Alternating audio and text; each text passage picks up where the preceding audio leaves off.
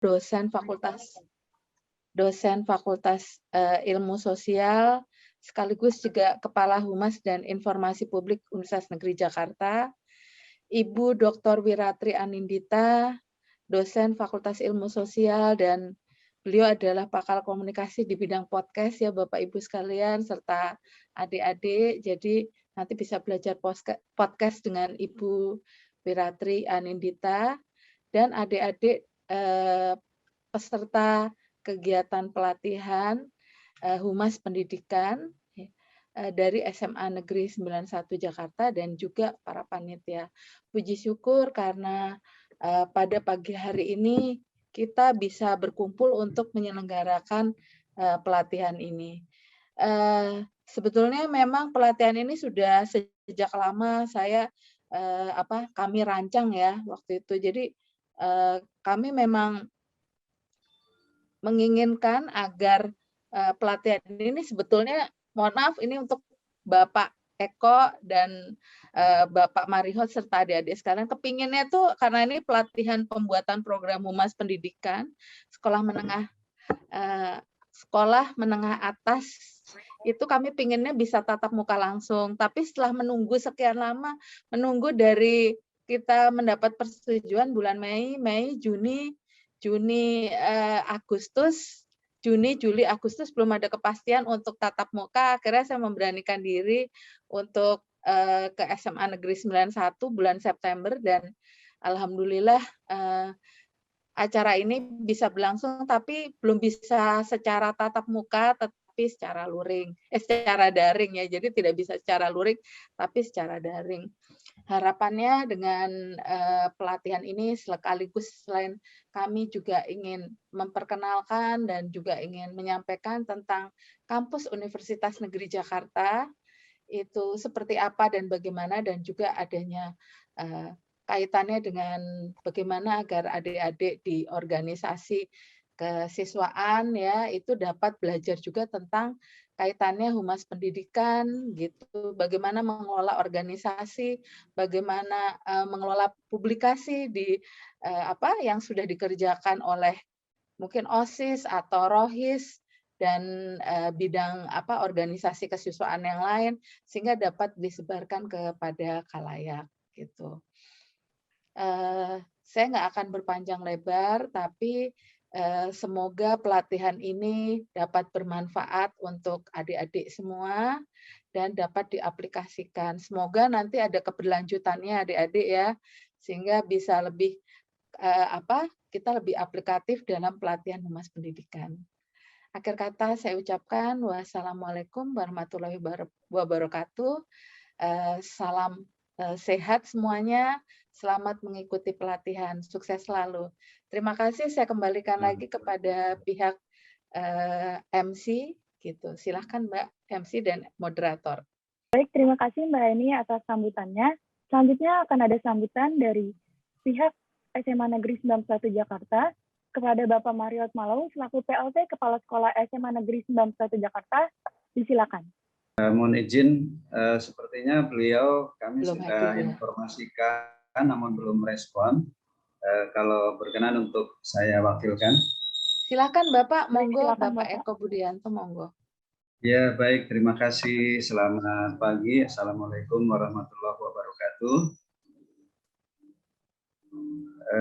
Yang saya hormati Ibu Heriati Utami MM, Par, Humas di Organisasi Pendidikan, yang selaku pembicara yang nanti akan menyampaikan materi tentang Humas di Organisasi Pendidikan.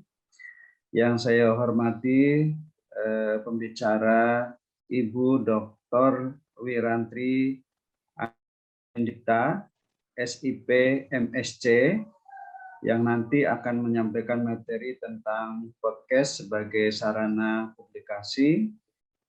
Yang saya hormati Ibu Dr. Nugrahaini Prananingrum, MSI, yang nanti akan menjadi pembicara tentang teknik penulisan kehumasan di ruang digital.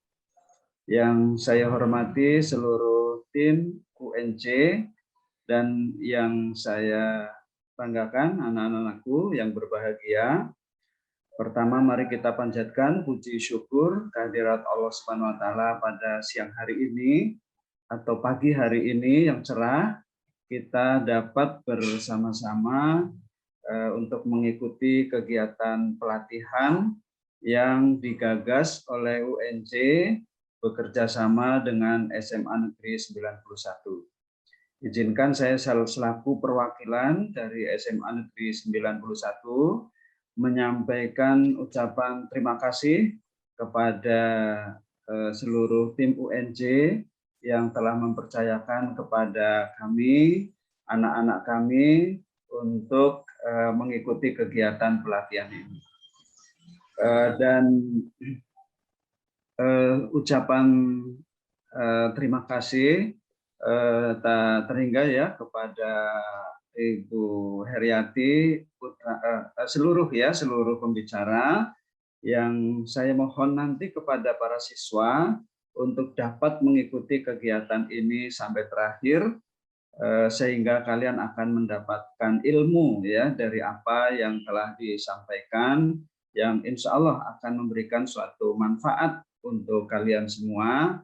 Apalagi kalian semuanya tergabung dalam kegiatan OSIS ya, yang merupakan organisasi sekolah. Jadi tepat ya sekali tentang materi pelatihan ini, dan juga anak-anak rohis, rohani Islam ya, yang tergabung di sini.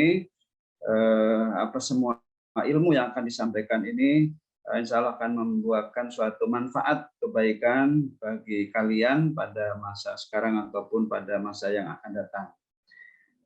Dan selanjutnya mungkin kami berpesan ya sekali lagi kepada para siswa untuk dapat mengikuti kegiatan ini dengan sebaik-baiknya, dengan maksimal ya, sehingga kalian nanti dapat mendapatkan ilmu tersebut.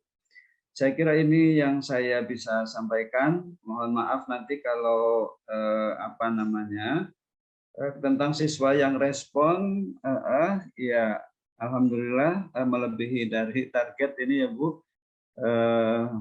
Sebenarnya Alhamdulillah betul Pak. Ya Bu, kami menginginkan sebenarnya lebih dari ini, namun karena banyak kegiatan-kegiatan yang bersamaan, sehingga anak memilih gitu ya.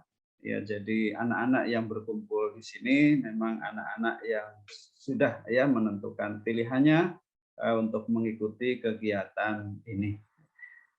Saya dari SMA Negeri 91 sekali lagi mengucapkan terima kasih. Semoga UNJ semakin jaya ya. Demikian juga dengan program-program atau prodi barunya ya, untuk nanti bisa dikenal lebih luas di masyarakat, dan kakak-kakak kelas dari anak-anak di sini juga sudah banyak ya, dari angkatan ke angkatan untuk memilih UNJ dengan berbagai programnya. Saya kira ini, terima kasih. Selamat pagi anak-anak, selamat mengikuti kegiatan ini. Mohon maaf Bu Nugrahani atau yang lain kalau nanti kami tidak bisa sampai selesai. Dan ini saja yang saya sampaikan. Selamat pagi. Assalamualaikum warahmatullahi wabarakatuh.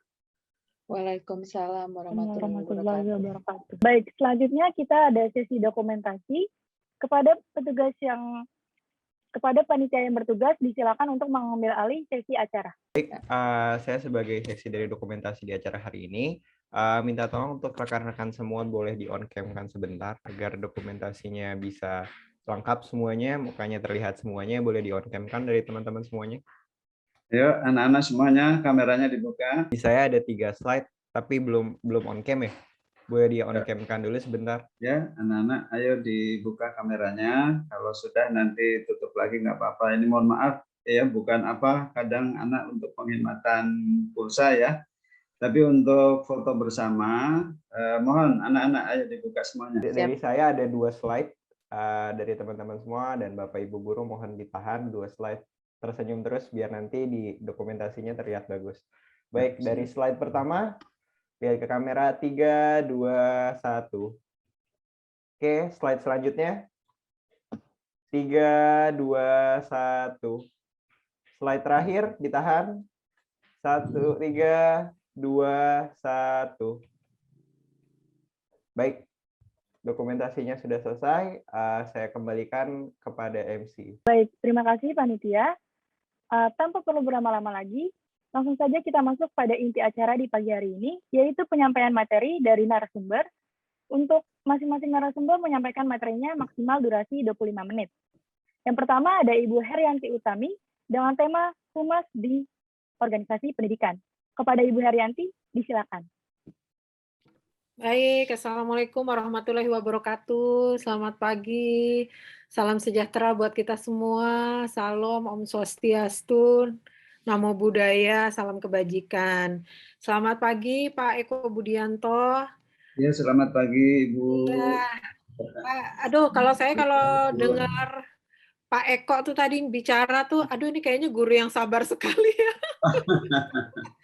Aduh, kalau kita di kuliah tuh udah nggak seperti itu gayanya ya Pak. Aduh, saya dengar kayaknya, ayo anak-anakku, mari kita, kayaknya luar biasa nih pasti Bapak guru yang sangat-sangat. Mungkin Jawa kali ya, Bu. Kenapa? Dari Jawa kali apa ya? Itu memang bawaan udah. Gayanya kalau guru itu ya kayaknya tuh lebih kebapaannya tuh muncul gitu. Kalau dosen tuh udah jarang Pak ada yang seperti itu. Kita tuh dosen tuh udah yang sama anak-anak udah beda cara ngajarnya ya Bu Ratri, Bu Heni gitu ya. Kalau kita kerja teriak-teriak aja kan ya. Kalau dosen kan tahu sendiri Pak gayanya. Ya. Iya gitu kalau ini di hadapan para dokter jadi mungkin sebenarnya sih enggak juga Pak. Kalau kita itu kan berdasarkan pengalaman gitu ya. Kalau Bapak kan benar-benar pengabdian dari awal itu sebagai guru luar biasa deh gitu. Saya kalau ini jadi ingat guru-guru SMA saya gitu kan sangat mengayomi siswanya seperti itu. Mudah-mudahan adik-adik semua beruntung nih ya dapat Pak Guru yang luar biasa guru-guru yang luar biasa ya, bukan cuma Pak Guru di SMA 91. Iya, ini mohon maaf Bapak, latar belakang saya ini bukannya virtual background, ini beneran gambar kamar hotel, karena sebenarnya saya sama Bu Heni itu lagi di hotel yang sama, sedang ada kegiatan keterbukaan informasi publik dari Komisi Informasi Pusat gitu. Jadi kebetulan kita nih sekarang semuanya berkaitan dengan kegiatan kehumasan harus selalu memberikan informasi secara terbuka kepada publik apapun jenis dokumen yang diminta. Ya, saya juga baru pelajari bahwa dokumen itu ternyata harus terbuka, harus bisa diberikan kepada masyarakat, namun informasi tidak boleh telanjang seperti itu. Nah, ini yang sedang saya dan Bu Heni lakukan di hotel ini sebenarnya gitu. Jadi mohon maaf kalau latar belakangnya saya tidak bisa pakai virtual background, dan kalau Bu Heni udah noto-noto tuh kayaknya tuh mejanya diatur-atur sedemikian rupa. Saya tadi nggak sempat Bu Heni, ini mejanya berat juga. Jadi latar belakangnya tempat tidur, tapi ya udah mudah-mudahan tidak mengurangi keseriusan kita, keseriusan saya gitu ya, dan juga sepenuh hati saya gitu untuk melakukan kegiatan pengabdian masyarakat ini di SMA Negeri 91. Nah, sebelum saya mulai, ini Dek yang jadi host ya. Kayaknya kok saya jadi host ya ini ya. Bolak-balik orang minta admit sama saya nih. Jadi banyak yang nunggu di waiting room, tapi masuknya ke admitnya ke saya. Jadi harus saya yang admit. Kenapa? Kalau jadi co-host emang ada fitur admit. Nanti kalau memang tidak nyaman atau bagaimana nanti diinin aja. Oh gitu, enggak. Saya soalnya takutnya mereka nunggu gitu, sementara saya nggak admit gitu. Ada teman yang bertugas sih, Mbak. Oh, udah ada. Oh iya, baiklah kalau begitu. Jadi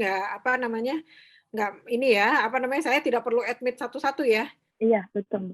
Oke, oke. Selamat pagi Bapak dan Ibu semuanya, buat teman-teman di UNJ maupun buat adik-adik di SMA Negeri 91. Selamat pagi. Mudah-mudahan di dalam weekend ini hari Sabtu ya. Aduh Pak, kayaknya kalau anak-anak SMA itu suruh malam mingguan dengerin ginian tuh kayaknya garing deh gitu ya. Mudah-mudahan nggak selalu setiap hari Sabtu begini gitu ya. Ini kita kebetulan mudah-mudahan kita bisa sharing sama-sama di hari Sabtu ini. Semoga adik-adik memperoleh apa ya namanya informasi yang cukup berguna buat kalian saat ini maupun nanti dia di masa depan gitu. Nah, ini saya sebenarnya tidak banyak di sini ya. Saya sebagai Kepala Humas Universitas Negeri Jakarta, sebenarnya apa ya kalau disuruh Bu Heni untuk sharing mengenai kegiatan kehumasan, sejak sejak saya pertama kali lulus kuliah, saya kuliah di jurusan di pariwisata ya, saya itu di STP Bandung atau adik-adik mungkin lebih kenal NH ya. NH atau NHI, saya di situ S1 S2. Kemudian saya mulai bekerja di hotel, saya sudah jadi public relations. Ya, jadi waktu di hotel itu saya sudah berkecimpung di bidang kehumasan sebenarnya gitu ya. Kalau di hotel tuh public relations. Nah, kemudian di UNJ ini sendiri tahun 2011 saya sudah pernah jadi sekretaris Humas juga, sekretaris UPT Humas pada saat itu. Ya, jadi sebelumnya sudah pernah bekerja di Humas Universitas Negeri Jakarta dari 2011. Nah, kemudian saya tidak lagi di Humas, kemudian melanglang buana pindah sana pindah sini dengan jabatannya. Akhirnya saya kembali lagi diminta sama Pak Rektor untuk menjadi Kepala Humas mulai tahun 2019 ya Bu Heni ya, mulai 2019 kemarin ini Betul, gitu Mbak. Kepala Humas. Nah, jadi sebenarnya kegiatan kehumasan ini sudah bukan barang baru lagi buat saya, cuman berbeda nih gitu ya. Apa sih sebenarnya Bu yang berbeda waktu di hotel sama waktu di institusi pendidikan gitu? Sebenarnya kegiatannya sama. Yang namanya public relations itu public itu masyarakat, relations itu hubungan, kurang lebih hubungan masyarakat. Ya, jadi apa hubungan masyarakat itu? Masyarakat itu ada dua, yang satu ke dalam, satu keluar.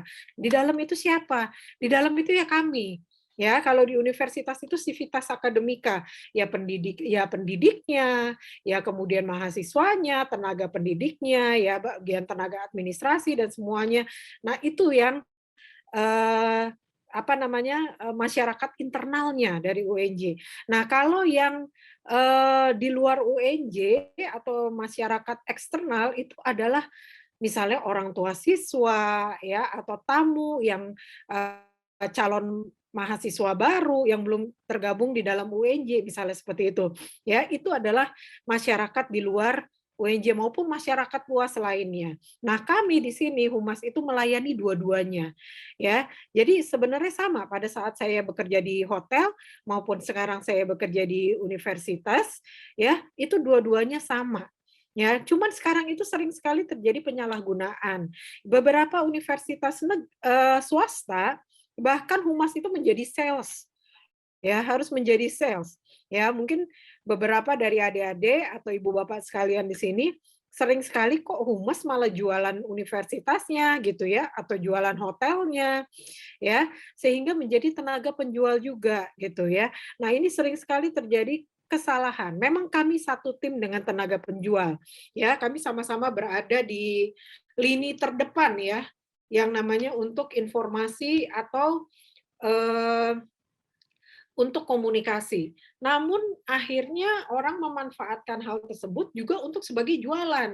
Gitu. Kenapa? Karena dianggap orang public relations itu pinter jualan, karena pinter ngomong. Seperti itu. Jadi kita juga menjual universitas tersebut, ya. Nah, ini adalah suatu kekeliruan menurut saya, karena baik humas maupun sales marketing memiliki fungsi yang berbeda sebenarnya, gitu ya. Jadi apa namanya, tidak sama tugasnya sebenarnya gitu antara menjual dan memberikan informasi. Nah, untuk adik-adik di sini, saya harap gitu ya, adik-adik, saya belum tahu apakah di SMA ini ada di organisasi ini ada public relations apa enggak ya, atau humas ya, kayaknya ada ya. Dulu saya sudah bertahun-tahun yang lalu Pak Eko jadi apa namanya, jadi OSIS gitu ya. Jadi saya udah lupa isinya apa aja itu di OSIS gitu ya. Tapi setahu saya ada bidang kehumasan gitu ya. Jadi saya rasa adik-adik di sini sudah paham gitu ya, apa sih yang dimaksud dengan humas sebenarnya gitu ya. Jadi bukan jualan kita itu gitu ya. Kita memberikan informasi, memberikan apa namanya keterangan terhadap institusi ya, atas institusi yang kita ada di dalamnya gitu ya. Dalam hal ini kalau saya dari Universitas Negeri Jakarta. Nah, saya tidak akan terlalu resmi di sini memberikan informasi kepada adik-adik karena ini kita weekend juga, kita ngobrol aja ya di sini gitu supaya suasananya lebih enak gitu ya. Nah, sebenarnya kalau fungsi humas itu sendiri ya ada beberapa pendapat gitu ya. Mungkin salah satunya dari Edward Bernays gitu ya, di situ bahwa fungsinya itu sebenarnya memberikan penerangan kepada masyarakat, kemudian melakukan persuasi untuk mengubah sikap ya dan perbuatan masyarakat secara langsung. Nah, jadi di sini kalau kemarin itu saya dan Bu Heni mengadakan kegiatan vaksinasi ya Bu Heni ya, itu termasuk bagian dari kehumasan. Kenapa gitu? Karena kita melakukan persuasi untuk mengubah sikap. Seperti adik-adik tahu, banyak sekali masyarakat di Indonesia yang tidak ingin divaksinasi dengan berbagai alasan, dengan berbagai macam apa ya namanya informasi yang sudah mereka dapatkan sebelumnya. Mereka tidak ingin divaksinasi. Nah, tapi kami sebagai humas dan mendukung program-program pemerintah, maka di sini kita UNJ bersama Satlak Peduli COVID ya di Universitas Negeri Jakarta, kita memberikan penerangan dan kemudian memberikan edukasi juga kepada masyarakat bahwa vaksinasi dalam hal ini adalah sesuatu hal yang sangat penting gitu ya. Nah, tapi apakah mudah mengubah sikap dan perbuatan masyarakat? Tidak mudah. Ini saya hanya memberikan salah satu contoh ya. Nah, orang-orang mungkin pada bilang gitu, iya kan Ibu di bidang pendidikan gitu ya, mau nggak mau harus seperti itu. Enggak juga gitu ya, karena waktu bekerja di hotel pun kita terus mengedukasi masyarakat, misalnya dengan membuang sampah pada tempatnya, kayak adik-adik di sini ini nggak usah gitu deh, ini di hotel nih ya, adik-adik sering lihat nggak? Saya yakin di sini adik-adik pada sering nginep di hotel ya, ikut ibu bapaknya ya, atau mungkin dalam kegiatan, ada tulisan bahwa bantulah kami menjaga lingkungan. Ya, apabila handuk yang adik-adik gunakan itu masih dipergunakan, tolong simpan kembali di raknya atau digantung. Namun apabila sudah tidak dikenakan, silakan taruh di lantai. Karena kami memiliki limbah deterjen yang sangat luar biasa. Seperti itu di hotel. Itu mengedukasi. Ya, itu mengedukasi masyarakat yang ada di hotel. Ya, jadi mengedukasi itu banyak, tidak cuma di bidang pendidikan gitu ya, cuma di hotel juga gitu. Jadi oh ternyata limbah hotel itu banyak sekali, termasuk limbah-limbah deterjen misalnya seperti itu. Sehingga kalau saya mau membantu melestarikan lingkungan dengan cara mengurangi limbah deterjen, maka kalau saya nginep 2-3 hari, handuk saya tidak usah selalu diganti. Tapi misalnya masih bisa dipakai sampai 2 hari, misalnya seperti itu. Ya, itu adalah preferensi orang-orang. Tapi kalau ada adik-adik yang di sini, saya nggak mau, saya geli karena itu bukan handuk saya. Ya, saya mau setiap hari diganti. It's fine, oke. Karena ada sisi pelayanan yang harus kita berikan sebagai orang hotel, yaitu memberikan pelayanan salah satunya ya laundry tadi. Laundry itu pelayanan. Nah, di sini kadang-kadang terjadi berbenturan juga gitu ya, antara mengedukasi masyarakat dari orang hotel, tapi di sisi lain kita harus memberikan pelayanan yang prima juga gitu ya. Nah, ini juga sulit gitu. Nah, sama seperti sekarang di pendidikan. Kami ini sedang bingung dengan perkuliahan tatap muka. Mungkin adik-adik udah duluan gitu ya dengan melakukan sekolah tatap muka gitu. Nah, tapi untuk di universitas belum. Kenapa?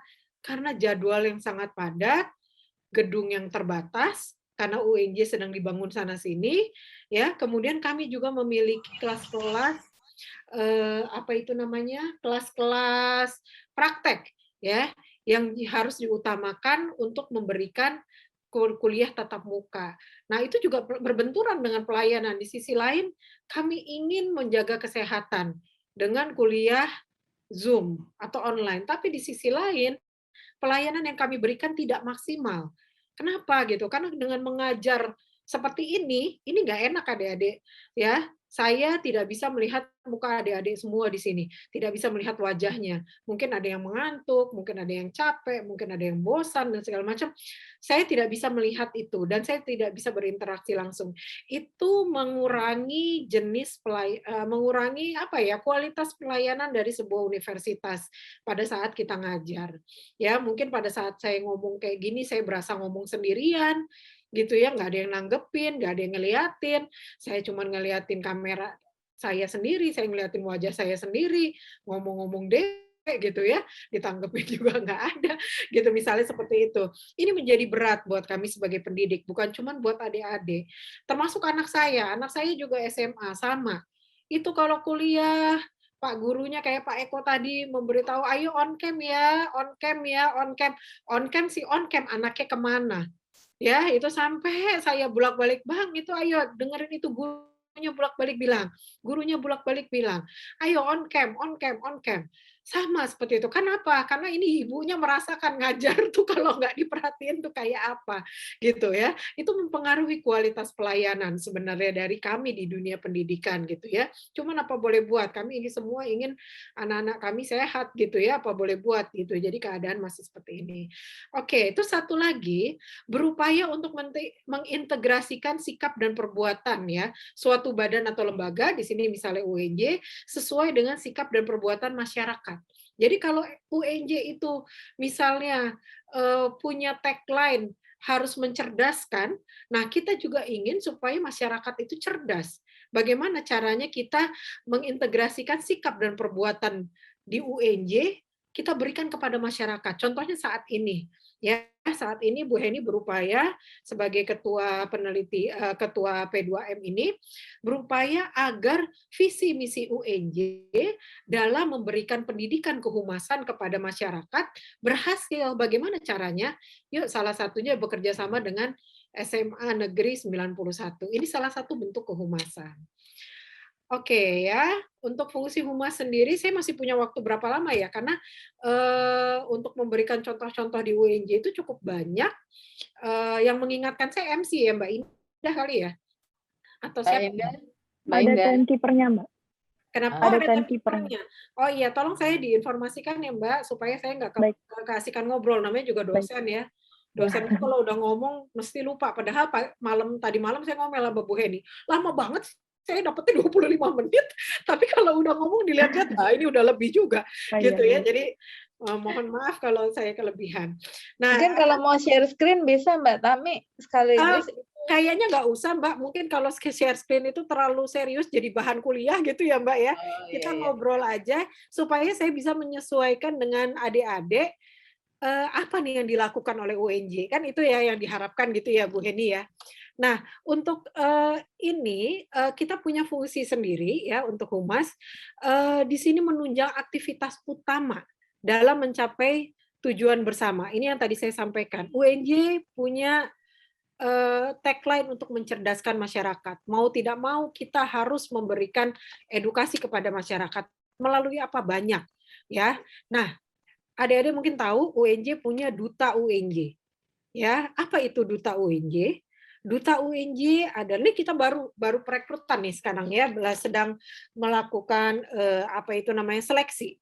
Duta UNJ adalah kita memilih mahasiswa-mahasiswi terbaik dari Universitas Negeri Jakarta untuk menjadi duta Universitas Negeri Jakarta sebagai perpanjangan tangan humas, ya. Ini untuk menunjang aktivitas utama humas tadi, ya.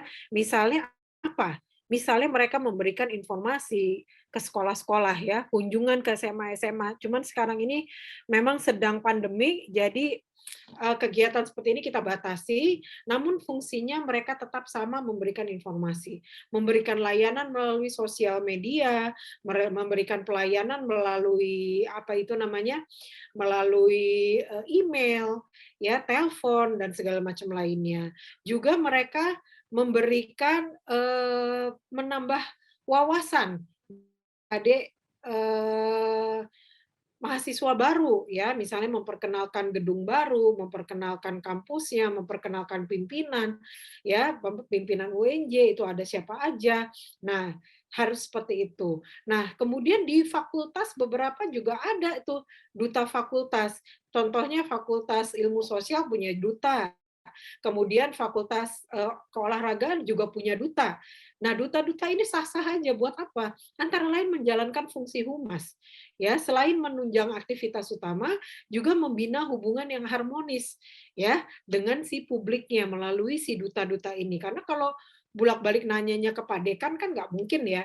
Jadi adik-adik duta inilah yang membantu pimpinan di universitas maupun pimpinan di fakultas untuk memberikan informasi kepada masyarakat, ya. Terus mereka itu ngapain sih, Bu, tugasnya gitu? Oh, mereka itu berat sekali tugasnya, ya. Mereka itu mendampingi setiap pimpinan dalam kegiatan-kegiatan resmi Universitas Negeri Jakarta, baik di dalam universitas maupun di luar universitas. Kayak kemarin kita ada kegiatan fakultas ke Istana Negara, ya. Itu ada tuh perwakilan dari duta fakultas yang menemani kami untuk bertugas.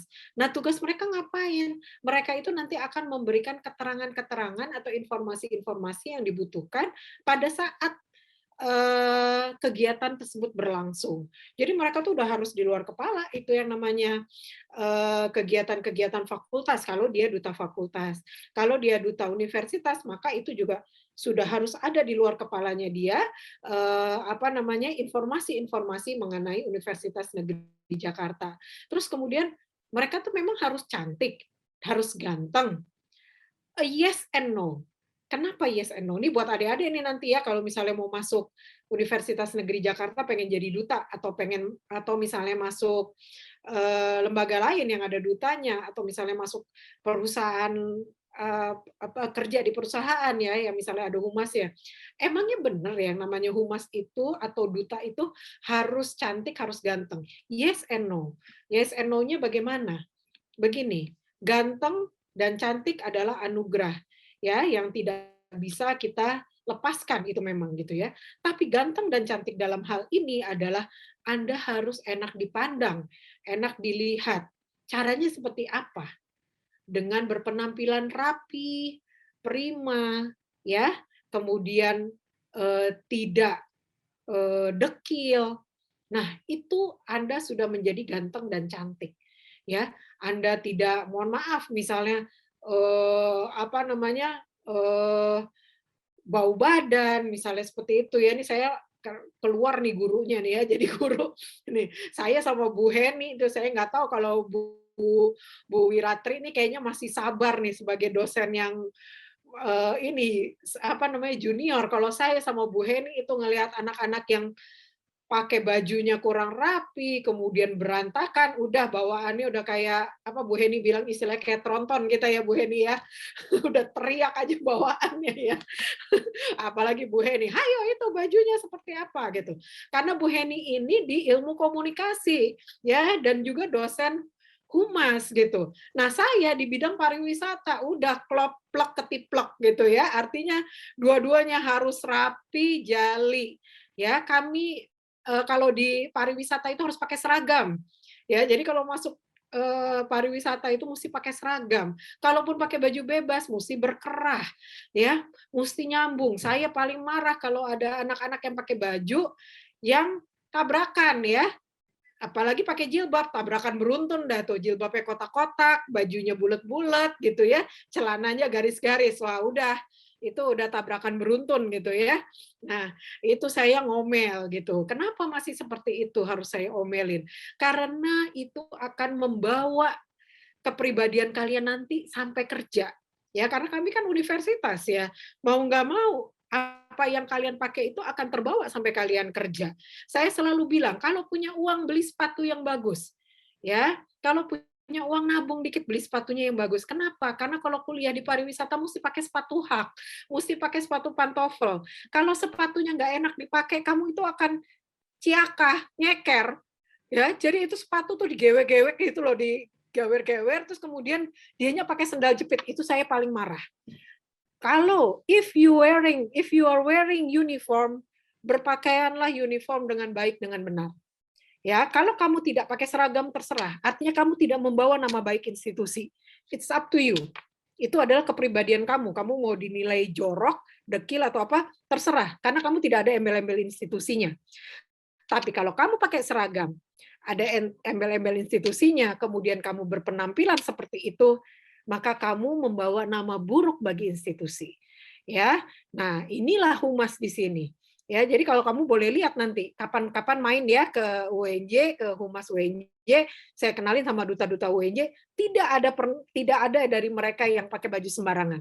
Ya, ke UNJ itu benar-benar rapi, kemudian mereka setidaknya bermake up sedikit, ya, meskipun tidak seperti mau nari gitu ya atau lenongan gitu ya, tapi mereka berpenampilan dengan baik dan benar. Nah, ini saja ya dari saya. Kalau saya itu saya tidak mau terlalu serius dalam sesi ini, Bu Heni, mohon maaf tadi bukan saya nggak mau share screen, tapi kalau share screen itu adik-adik pasti ngantuk gitu ya, karena kayak diceritain gitu. Tapi nggak apa-apa. Ini saya ambil esensinya dari ilmu humas yang ada tadi, memperbaiki penampilan, merubah image, kemudian mengedukasi masyarakat, itulah yang kita lakukan sekarang. Dan perpanjangan tangan kami adalah duta-duta Universitas Negeri Jakarta, itu yang kami lakukan. Nah, duta itu harus seperti apa? Keren, oke, pinter berbicara. Nih, Bu Heni termasuk pelatih public speaking nih ya. Harus public speaking-nya harus seperti apa? Nah, itu caranya kita berbicara supaya orang tertarik, mendengar, mau melakukan apa yang kita lakukan. Juga harus hati-hati. Seperti adik-adik, misal kalau pulang ke rumah, terus, Assalamualaikum, gitu pulang ke rumah, terus ibunya, gimana nih sekolah? Iya baik, pasti jawabnya gitu kan? Tapi kalau misalnya kamu jawabnya udah capek, Assalamualaikum, terus ibunya, Waalaikumsalam nak, udah pulang kuliah, pulang sekolah, tadi belajar apa? Atau gimana? Kalian mau nggak mau jawabnya harus baik kan? Gitu. Nah, itulah yang ada di dalam humas. Humas itu harus seperti itu. Kayak Pak Eko tadi, gitu ya. Ayo anak-anakku nyalakan kameranya. Mau nggak mau kamu nggak enak sama Pak Eko kan, karena Pak Eko udah baik bener memberitahu kalian dengan seperti itu gitu. Mau nggak mau kalian melakukan. Itu salah satu bentuk humas. Salah satu cara berbicara yang baik itu adalah salah satu fungsi dari humas untuk mengajak, persuasi ya, untuk mempengaruhi masyarakat agar mau berlaku sesuai dengan yang diharapkan. Itu aja mungkin dari saya, Mbak MC ya. Kemudian dari Bu Heni sebagai ketua dan Pak Eko Budianto, mudah-mudahan apa yang saya sampaikan cukup mewakili apa yang dilakukan UNJ di dalam bidang kehumasan. Terima kasih. Wassalamualaikum warahmatullahi wabarakatuh. Om Santi Om. Selamat pagi buat semuanya. Salam sehat selalu. Baik, terima kasih Bu Haryanti atas pemaparan materinya dan menceritakan pengalaman yang luar biasa. Jadi teman-teman, bentuk kehumasan di UNJ itu ada duta UNJ dan ada juga di tingkat fakultas, yaitu di Fakultas Ilmu Sosial dan Fakultas Ilmu Keolahragaan. Biasanya duta-duta ini bertugas biasanya sebagai public relation-nya di fakultas atau di tingkat universitas sebagai MC, berdiskusi dengan dosen, dan menciptakan citra yang baik untuk fakultas atau universitas itu sendiri. Nah, semoga hal yang disampaikan oleh Ibu Haryanti membuat para siswa SMA Negeri 91 Jakarta paham tentang humas yang berada di organisasi pendidikan. Baik, selanjutnya kita akan beralih dengan narasumber yang berbeda, dengan tema yang berbeda pula, yaitu Ibu Wirarti Anindita dengan tema podcast sebagai sarana publikasi. Kepada Ibu Dita, disilahkan. Ya, makasih MC Mbak Indah. Ya, baik. Assalamualaikum warahmatullahi wabarakatuh. Salam sejahtera bagi kita semua. Selamat siang kepada adik-adik SMA 91 dan juga Bapak Budianto. Terima kasih atas kehadirannya di PKM pada siang hari ini. Nah, hari ini saya akan membawakan materi mengenai podcast sebagai sarana publikasi. Tapi saya sepakat juga dengan Bu Tami ya, biar kita tidak yang terlalu serius seperti mengajar. Nah, di sini saya mungkin lebih kepada sharing, mungkin kalau nanti adik-adik SMA 91 ada yang sudah memiliki podcast. Nah, jadi podcast ini kan sedang happening ya saat ini, digunakan untuk sarana publikasi. Tetapi tidak hanya untuk sarana publikasi, tetapi bisa untuk bisnis dan sebagainya. Nah, nanti kita akan ngobrol-ngobrol bareng dan juga diskusi. Ya. Tetapi sebelum saya masuk ke materi, saya ingin bertanya terlebih dahulu nih. Ya, di sini ada ketua OSIS-nya. Kalau tidak salah, ini yang hadir ini adalah anggota-anggota OSIS ya. Kalau boleh berkenalan, bisa on cam sebentar. Ada ketua OSIS-nya? Halo? Siapa ketua OSIS-nya, kalau boleh tahu? Atau ada nggak di OSIS itu kan biasanya ada struktur organisasinya. Ada yang bidang publikasi, ada yang bidang humas, dan sebagainya. Kalau boleh tahu, boleh kenalan. On cam. Di sini ada, saya lihat partisipannya, ya banyak banget ya. Ada dari IPS 3, ya kan? Ada Ega Raffi dari IPS 2, ya. Alifah. Kira-kira ketua OSIS-nya siapa ya, kalau boleh tahu? Boleh dibuka kameranya? Halo? Halo? Yohan, halo Yohan. Oh, Yohan. Yohan, halo Yohan. Mana Yohan? Ketua OSIS. Malu kali ketua OSIS-nya. Ini off cam semua, tapi bolehlah kita kenalan ketua OSIS-nya. Atau enggak, ini bagian publikasi. Ada nggak bagian publikasi? Nimade Nimade Angel ada? Nimade Angel. Halo. Halo. Bisa on cam sebentar? Halo Kak, ya maaf untuk ketua OSIS kami itu Elizabeth Yohan sedang berhalangan Kak, tapi tadi sudah hadir. Oke. Kalau enggak wakilnya deh. Ada enggak wakilnya? Halo? Wakilnya ada atau anggota OSIS yang lain? Silakan, siapa? Ini Mas siapa? Bantu Ibu Wiratri. Silakan. Ini Mas siapa? Ini Mas... Saya Rafif dari seksi bidang 9 yaitu pembinaan teknologi info. Nah, ini pas juga ini Rafif ya. Rafif ya. Oke. Rafif.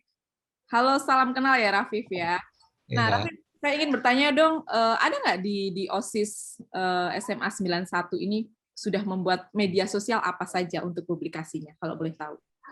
Untuk sejauh ini kita baru ada Instagram, YouTube, sama Twitter doang nggak? Oke, YouTube, Instagram, Twitter. Ya, memang 3 media itu juga sangat populer dan saat ini juga sedang happening juga ya. Nah, kalau boleh tahu follower Instagramnya berapa followernya?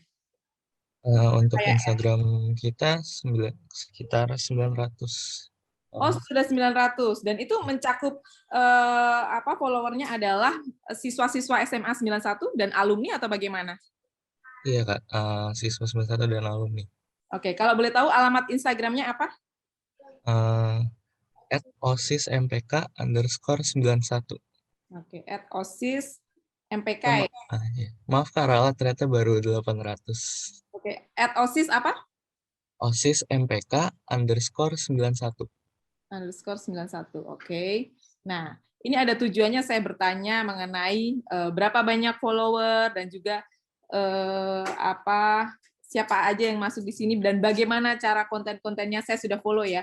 Dan ternyata ketika saya melihat ya media sosialnya, Instagramnya cukup menarik membuatnya dan sangat kreatif sekali. mewakili milenial sekali. Ini untuk yang Instagram ya, good 837 ya followernya. Dan itu rata-rata followernya adalah siswa SMA 91 ya. Iya, Kak. Ya, oke. Nah, kalau untuk YouTube bagaimana? Untuk YouTube, Kalau boleh tahu biar saya cek YouTube. namanya juga OSIS MPK SMAN 91 Jakarta. Oke. Nah, saya ingin bertanya, kalau untuk kayak YouTube, Instagram, dan juga media-media sosial yang lainnya ya, Twitter ya, 3 yang menjadi media sosial yang digunakan OSIS SMA 91 ini. Nah, kira-kira konten yang Anda buat ya untuk yang publikasi dan sebagainya itu secara kontinu atau bagaimana, kalau boleh tahu? Untuk kontennya itu kita kan selama corona kan untuk program kerja kita lebih seringnya di online ya, Kak. Jadi mungkin kalau misalnya yang sebelumnya program kerjanya sifatnya offline, jadi kita lebih pindah ke online bisa menggunakan sosial media ini. Oke, ya good, tepat banget. Jadi memang ketika di masa pandemi ini mau nggak mau suka tidak suka kita harus bisa beradaptasi dengan media-media digital tersebut ya. Nah, tetapi harusnya ya dengan momen-momen seperti ini kalian tidak yang justru tidak aktif ya, tetapi justru harusnya aktif ya untuk mempublikasikan segala kegiatannya itu tetap menghidupkan media sosial ya. Tetapi tadi saya melihat dari cara tim ya OSIS ini yang bidang publikasinya itu dalam pembentukan konten dan juga isi materi ya, video, gambar itu sudah bagus banget ya untuk Instagramnya. Nah, sekarang saya ingin mengajak kalian untuk kenapa nggak menggunakan podcast ya. Podcast juga secara media juga tidak berbayar ya kan, dan juga sekarang lagi happening dan juga banyak milenial yang menggunakan. Nah, bagaimana fungsi podcast ini ya kan sebagai sarana publikasi. Nah, mungkin nanti OSIS 91 bisa menggunakan podcast ini untuk sarana publikasi juga ya. Dan juga mungkin tidak hanya sarana publikasi, podcast ini juga nantinya bisa digunakan sebagai media pembelajaran ya, alternatif media pembelajaran. Nah, kita kan sedang PJJ nih ya. Biasanya kalau kalian SMA kalau PJJ menggunakan sarana medianya apa? Selain Zoom ya atau GCR, biasanya PJJ-nya menggunakan apa? Kalau boleh tahu. Rafif mungkin bisa membantu lagi karena yang lain sepertinya tidak aktif. Sejauh ini sih baru pakai Zoom atau Meet atau juga kalau pemberian tugas dari Google Classroom atau dari WhatsApp, Pak. Oke, ya. Jadi sama ya tentunya media-medianya ya, menggunakan Zoom, GCR, Google Meet, ya kan, dan juga media WhatsApp ya. Nah, tetapi di sini juga nanti akan saya informasikan bahwa podcast itu juga sebenarnya bisa loh menjadi alternatif untuk media pembelajaran. Dan juga bagi kalian siswa SMA ini, kalian juga lebih asik untuk mendengarkan materi-materi dari guru, ya kan, melalui podcast yang selama ini mungkin banyak yang tidak diketahui ya. Jadi bagaimana nanti prosesnya ya kan ketika guru menyampaikan dari podcast. Nah, itu kita bisa sharing-sharing deh ya. Oke, next. Nah, biasanya media publikasi ini kan yang sudah sering digunakan ya, banyak yang digunakan di suatu perusahaan ataupun dari institusi atau suatu organisasi ya, biasanya punya website yang namanya website. Karena website ini wajib dimiliki ya, karena kan untuk sebagai status ya dari suatu perusahaan atau dari suatu organisasi. Biasanya kalau kita mau melihat informasi ya, kita tujuannya itu dari website. Nah, boleh tanya lagi ya Rafif, mungkin kan Rafif yang related juga ya. SMA 91 ada websitenya untuk OSIS-nya atau mungkin secara umum dari SMA-nya? Oh, untuk OSIS sih sejauh ini belum ada, Kak. Cuman setahu saya dari pihak sekolah ada website sendiri untuk. Oke, berarti dari pihak sekolah ya tentunya SMA 91 ya sudah memiliki website. Nah, yang kedua adalah media sosial ya. Media sosial ini kalau tadi saya dengar dari Rafif ini adalah lebih kepada media sosial OSIS-nya ya. Nah, untuk yang dari SMA-nya sendiri pun juga sebenarnya punya ya secara umumnya SMA 91 ya. Atau cuma hanya OSIS saja? Berarti ada OSIS, ada SMA 91. Ya, mereka memiliki fungsi masing-masing ya. Jadi kalau mungkin yang OSIS, lebih banyak kegiatan-kegiatan OSIS SMA itu diwadahkan dalam satu Instagram khusus ya kan. Dan yang untuk informasi-informasi sekolah ada media sosialnya tersendiri. Ya, memang harus memiliki media-media sosial tersebut untuk mempublikasikan misalnya dari segi akademis ya kan, dan juga kegiatan-kegiatan SMA 91. Dan ini menjadi poin plus dari sekolah dan dapat dikenal oleh masyarakat juga ya kan, yang tadinya calon-calon siswa ya yang dari SMP tidak tahu SMA 91 itu bagaimana kegiatannya, akademisnya itu bagaimana. Nah, itu bisa mengetahuinya dari media sosial. Nah, yang secara umum media-media yang sering digunakan ini ya antara lain yang tadi disebutkan ya kan, ada Facebook, ya ada Twitter, Instagram, ya YouTube. Ya, dan juga saat ini sudah banyak ya instansi-instansi itu juga beralih juga ke podcast, memasukkan salah satu podcast itu sebagai media untuk sarana publikasi. Ya, seperti itu. Nah, oke, bisa lanjut. Nah, ada yang tahu ini? Ya, kalau Anda sering melihat ya di YouTube ya terutama, justru kita mengenal podcastnya Deddy Corbuzier ini bukan kita mendengarkan podcastnya di Spotify ya, tetapi kita melihatnya melalui YouTube. Loh, sering ada pertanyaan, Mbak, podcast itu kan dalam bentuk audio ya, kenapa mereka menayangkannya juga dengan bentuk YouTube ya? Nah, inilah ya bisnis yang bisa dikembangkan ya sambil menyelam minum air ya. Medianya yang digunakan adalah podcast ya kan, tetapi dia juga bisa bermain di YouTube ya melalui visualnya ya. Itu juga yang nantinya akan saya tekankan kepada kalian dalam arti ayo generasi milenial ini ada media digital yang terbaru loh ya yang lagi happening. Kenapa kalian tidak memanfaatkan untuk misalnya bisnis ya kan, untuk mencari uang dan sebagainya, atau sarana publikasi dalam organisasi SMA 91 ya kan. Kita ketahui tadi Rafif mengatakan bahwa baru 3 media sosialnya ya, Instagram, Twitter, dan juga YouTube ya. Facebook aja sekarang sudah mulai tenggelam.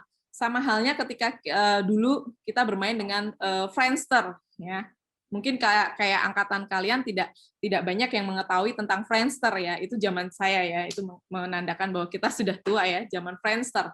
Nah, sama halnya Facebook juga sudah mulai tergerus dengan munculnya media-media sosial ya yang bermunculan. Nah, sekarang yang paling dominan kalau kita melihat data statistik ya pengguna media sosial itu paling tertinggi sekarang kan YouTube memang.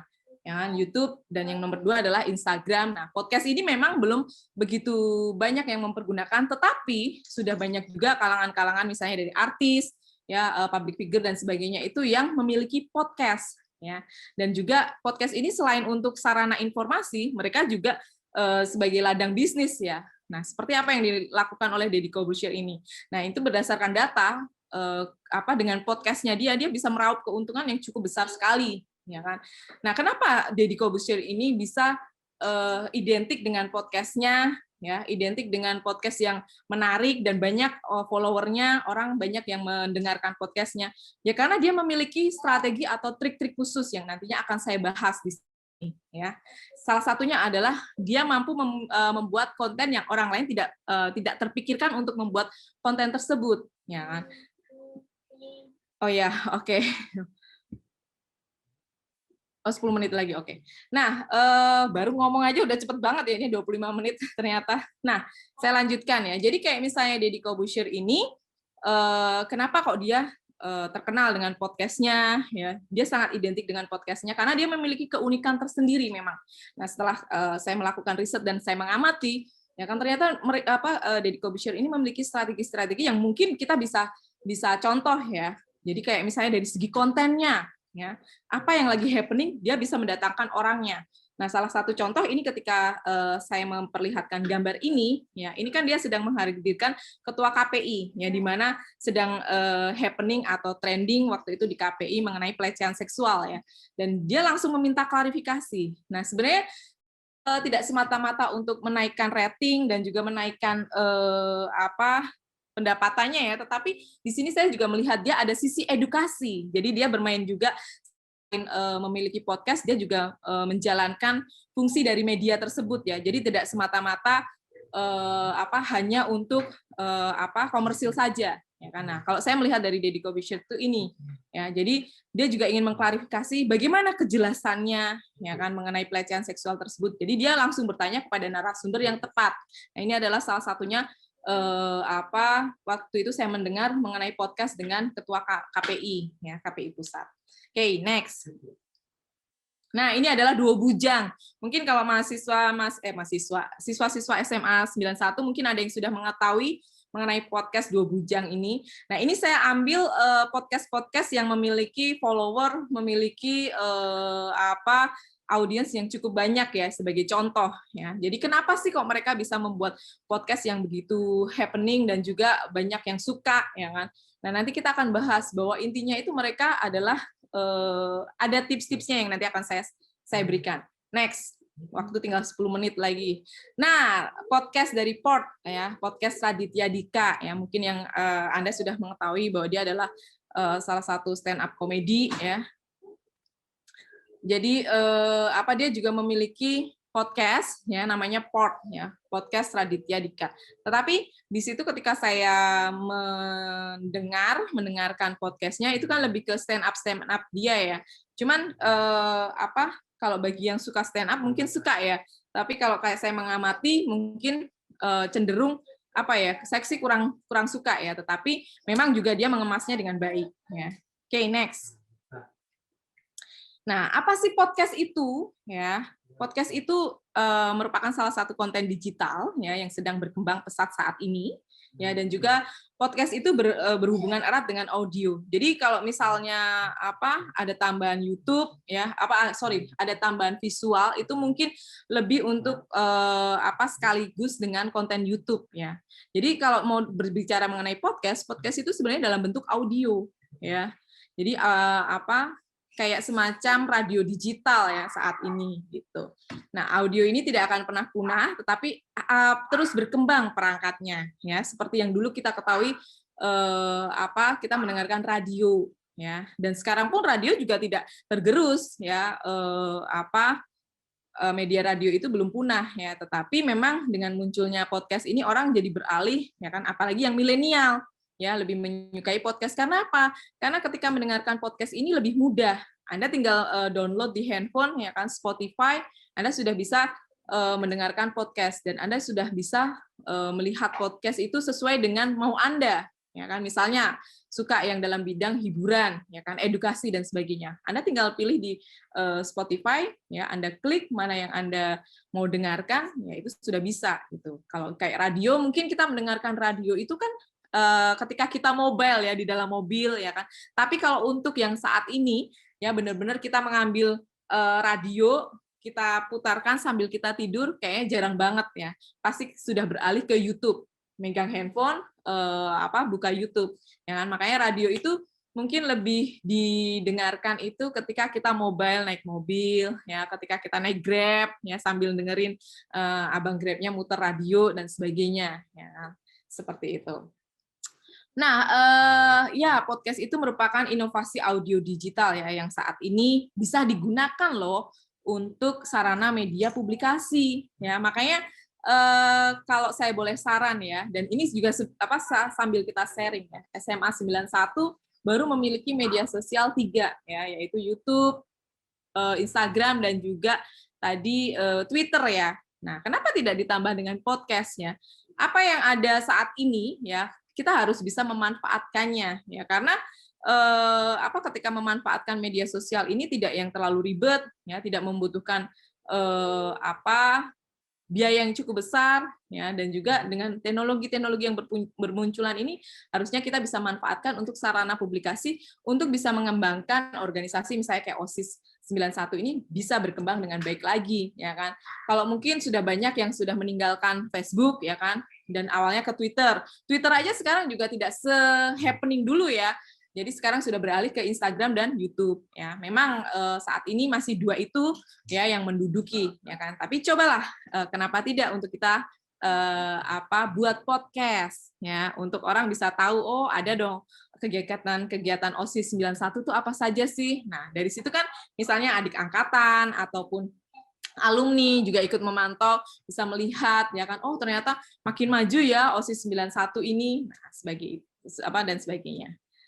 Nah, inti dari podcast itu memang ketika banyak orang yang mendengarkan, banyak orang yang menyukai, itu hal yang tidak bisa dipungkiri adalah konten, ya, konten kekinian dan informatif tentunya ya. Tapi kadang-kadang juga ada konten alay yang saya dengarkan, ya kan. Tetapi kalau konten yang kekinian dan informatif, ya itu pasti diserbu banyak orang untuk mendengarkan. Dan salah satunya ya saya adalah pengikut dari podcast Deddy Corbuzier itu ya, karena banyak informasi yang tidak saya dapatkan dari media-media lain, ya misalnya kayak televisi, media online cetak, ya kan, ataupun media sosial lainnya. Nah, tapi di Deddy itu kadang-kadang dia yang selalu terdepan ya, selalu update. Misalnya saya belum dapat informasi klarifikasi mengenai kasus kayak di KPI seperti apa. Nah itu ketika saya klik podcastnya dia sudah mengundang narasumber-narasumber yang berkompeten, ya kan. Tidak hanya itu, ya pada saat itu mungkin permasalahan-permasalahan lain ya yang ada di fenomena-fenomena masyarakat itu dia selalu happening ya, selalu benar-benar yang terdepan memberikan informasi, ya tidak hanya sekedar komersil tetapi informatif juga seperti itu. Nah, konten itu banyak ya yang di podcast itu ya, mulai dari edukasi, hiburan, teknologi, ya, olahraga, gaya hidup, dan bisnis. Jadi kalian sebagai audiens ya itu bisa memilih ya apa saja sih konten yang menarik di podcast itu ya yang bisa Anda jadikan untuk informasi ya. Oke, next. Nah, apa sih kelebihan podcast ini? Ya, kalau berbicara mengenai kelebihan dan kelemahan media, ya, dan podcast ini adalah kelebihannya dari segi audio, ya.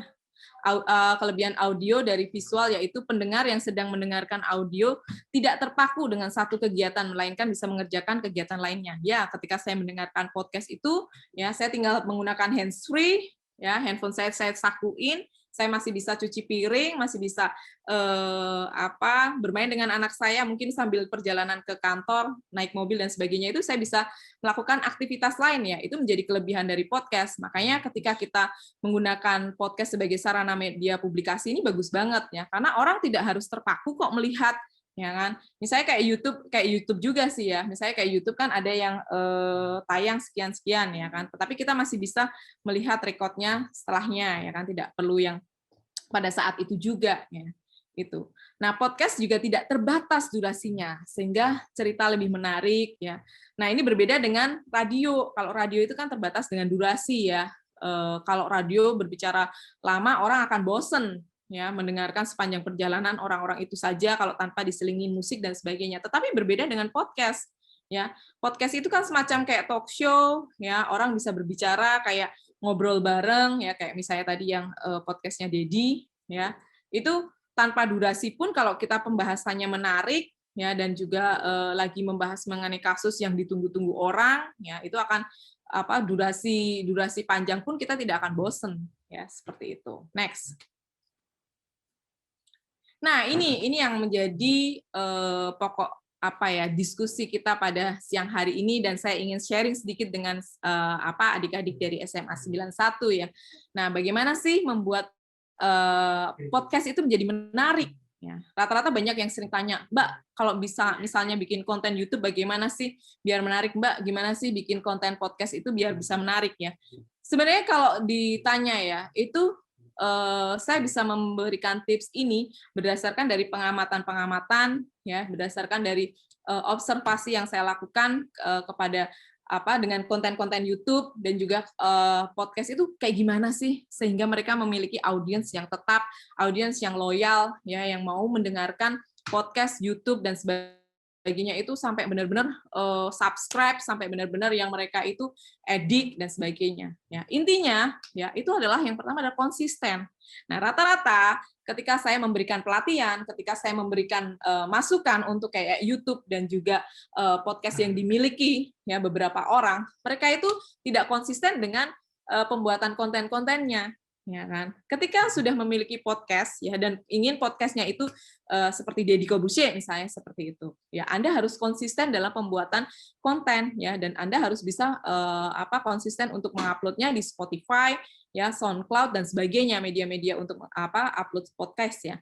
Nah, konsisten ini juga tidak hanya sekedar menayangkan materi saja, tetapi Anda juga tidak perlu khawatir dalam arti ini ada yang mendengarkan atau tidak, ini ada yang subscribe atau tidak, atau yang melihat atau tidak, itu tidak perlu Anda pikirkan dulu. Yang penting kontinuitas Anda dalam mengupload konten-kontennya, ya kan, konsisten ya tiap minggunya. Ya, misalnya Anda akan membuat podcast ini setiap Senin Kamis deh, sesuai dengan puasa saya, misalnya seperti itu. Sambil mengisi puasa, saya membuat konten podcast. Nah, tetapi ya itu tadi, konsisten. Setiap Senin, ya, jam sekian, Anda harus masukkan konten-konten tersebut. Ya, memasukkan informasi-informasinya ke podcast. Nah, Senin, Kamis. Nah, itu menjadi agenda rutin Anda. Terus-menerus, ya kan, setiap 1 bulannya. Jangan yang hari Senin upload, Kamis sudah enggak, ya kan, lanjut lagi Jumat dan sebagainya. Kenapa seperti itu? Ya kan, orang yang mendengarkan akan bingung. Ya, podcast ini tuh muncul setiap hari apa sih? Ya kan, kalau kita sudah konsisten, orang akan tahu, oh, podcastnya Mbak Dita itu muncul setiap Senin dan Kamis nih. Senin Kamis ini dia akan memberikan informasi mengenai apa ya. Jadi orang sudah stay tune, sudah tahu jadwal dari podcast kita. Nah, itu juga penting. Ya. Yang kedua adalah disiplin memang. Ya, mau tidak mau, suka atau tidak suka, kalau Anda sudah memang mau terjun dan memanfaatkan media-media ini, ya kan, sebagai bentuk informasi Anda, ya, sebagai sarana publikasi dan sebagainya, harus disiplin dalam membuat informasi-informasi tersebut dalam media podcast tersebut, ya. Sama halnya dengan Instagram, ya, sama halnya dengan YouTube, ya. Jadi jangan yang terlalu lama jeda, ya, tidak upload mengenai aktivitas akademis, aktivitas OSIS, ya. Meskipun tidak ada event-event yang besar, ya kan, tetapi Anda bisa membuat konten-konten itu lebih menarik dan orang tetap masih bisa melihat media Anda, ya kan, media sosial organisasi Anda. Misal, ya kan, Anda bisa membuat Q&A, ya kan, atau Anda ingin membuat semacam kayak lelucon-lelucon atau bikin pantun dan sebagainya. Orang kan akan interest untuk melihatnya, ya. Nah, ini tadi yang ketiga adalah pendengar mengetahui jadwal, dari konsisten, disiplin, ya, dalam hal jadwal untuk membuat podcast. Kita sebagai pendengar, kita sebagai audiens itu jadi tahu, oh, setiap Senin dan Kamis ini menarik nih, ada podcastnya 2 Bujang nih. Nah, seperti itu. Jadi jangan yang tidak memiliki jadwal, tidak memiliki waktu yang diketahui oleh audiens, jadi audiens itu bingung, ini munculnya itu kapan sih, gitu, ya. Nah, dan yang keempat ini sangat penting sekali ya, ketika kita membuat suatu podcast, ya. Tidak hanya podcast saya berbicara, oke, ya. YouTube, ya, lalu media-media sosial yang lain, kita harus tahu target audiens kita itu siapa, ya. Jadi kalau kita sudah tahu, ya, target audiens kita itu siapa, kita akan mudah dalam pembuatan kontennya. Kita juga akan tahu isi konten itu kita sesuaikan dengan audiens kita, sasaran audiens kita itu siapa. Misalnya anak-anak remaja, ya, usia 17 sampai 25 tahun misalnya.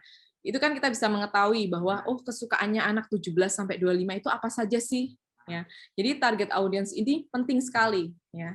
Dan yang kedua, yang terakhir adalah pembuatan analisis situasi. Ya, alah, buat podcast aja, buat YouTube aja, kenapa kita harus sampai yang ribet-ribet, Mbak, bikin SWOT ini. Ini penting juga ya, kalau memang ke depan kalau memang kita tuh benar-benar ingin menggerakkan organisasi kita biar dikenal oleh masyarakat, ya, biar masyarakat tuh aware, ya, dengan kita punya organisasi OSIS misalnya dan sebagainya. Oh, kok selama ini kok nggak ada followernya ya? Oh, kok selama ini nggak ada yang melihat Instagram kita, tidak ada yang melihat media sosial kita. Nah, ini kita bisa menjadi bahan evaluasi, ya kan? Jadi kita harus bisa memetakan.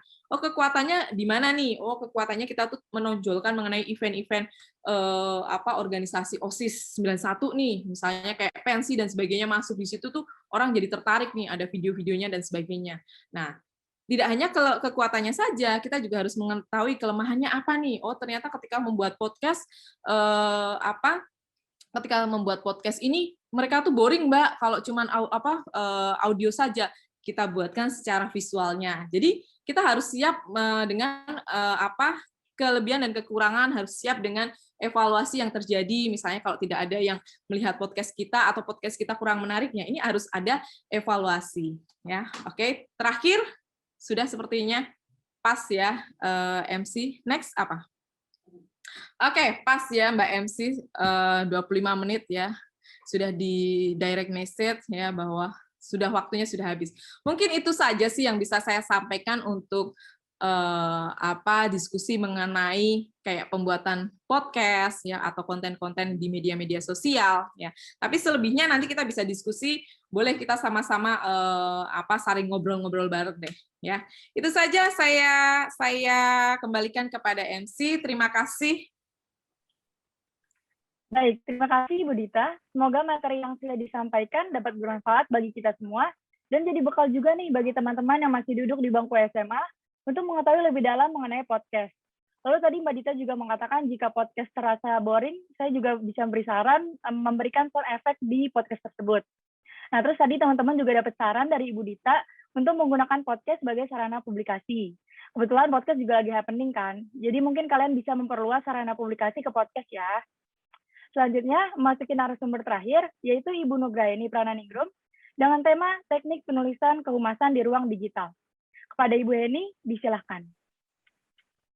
Terima kasih Mbak Indah atas kesempatannya ya. Jadi saya senang sekali nih sambung menyambung dari Ibu Tami menyampaikan tentang apa sih humas, kemudian humas pendidikan, terus bagaimana kita juga bisa bersikap ya, bertingkah laku sebagai humas. Terus Bu Dita menjelaskan tentang podcast yang lagi happening.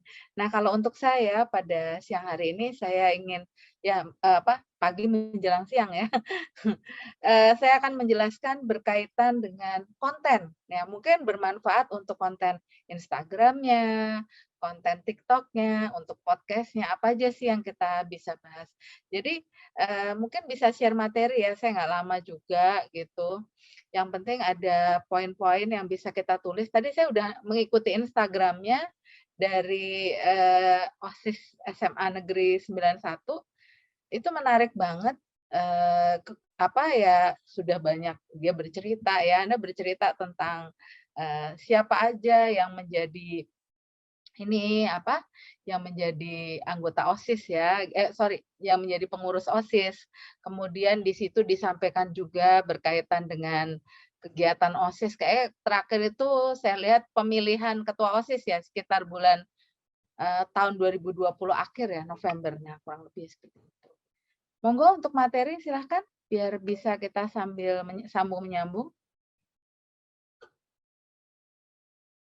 Halo? Panitia, ya, oke. Terima kasih. Nah, ini sebetulnya untuk isian entah media sosial, itu tadi Instagram, ataukah kita mau buat YouTube tentang suatu kegiatan. Ya, misalnya kita mau kegiatan pandangan mata nih, acara tertentu ya, entah misalnya kegiatan OSIS. Biasanya apa nih kegiatan OSIS yang sudah dilakukan? Pelatihan atau pelatihan OSIS ada nggak? Adik-adik, siapa yang bisa bantu saya? Kak Dihe?